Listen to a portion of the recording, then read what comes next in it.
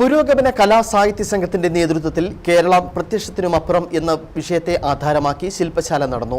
സംസ്ഥാന secretary Joshi Don Bosco ശില്പശാല ഉദ്ഘാടനം ചെയ്തു. ചടങ്ങിൽ എഴുത്തുകാരൻ കെ.എ. മണിയുടെ യക്ഷിയും നിലാവും എന്ന കഥാപുസ്തകത്തിന്റെ പ്രകാശനവും നടന്നു. പുരോഗമന കലാസാഹിത്യ സംഘം കട്ടപ്പന മേഖലാ കമ്മിറ്റിയുടെ നേതൃത്വത്തിൽ കേരളം പ്രത്യക്ഷത്തിനപ്പുറം എന്ന വിഷയത്തിലാണ് ശില്പശാല സംഘടിപ്പിച്ചത്. കട്ടപ്പന EMS ഓഡിറ്റോറിയത്തിൽ സംസ്ഥാന സെക്രട്ടറി ജോഷി ഡോൺ ബോസ്കോ ഉദ്ഘാടനം ചെയ്തു. ഇന്ത്യയിലെ മറ്റ് സംസ്ഥാനങ്ങളെ വെച്ച് താരതമ്യം ചെയ്താൽ ഗുണകരമായ എല്ലാ സൂചകങ്ങളിലും കേരളം ഏറെ മുന്നിലാണെന്ന് അദ്ദേഹം പറഞ്ഞു.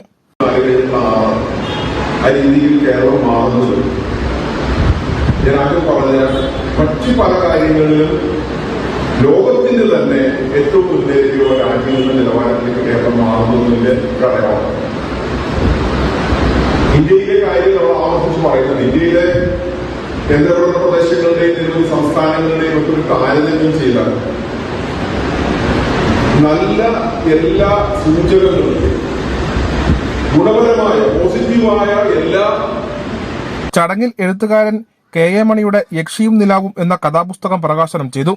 കവിയും മാധ്യമപ്രവർത്തകനുമായ KT രാജീവ് പുസ്തകം ഏറ്റുവാങ്ങി.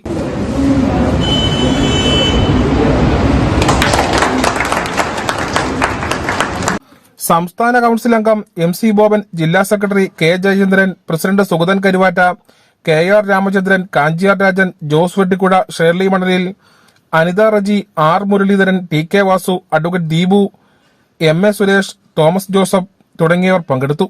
News bureau, Kattappana.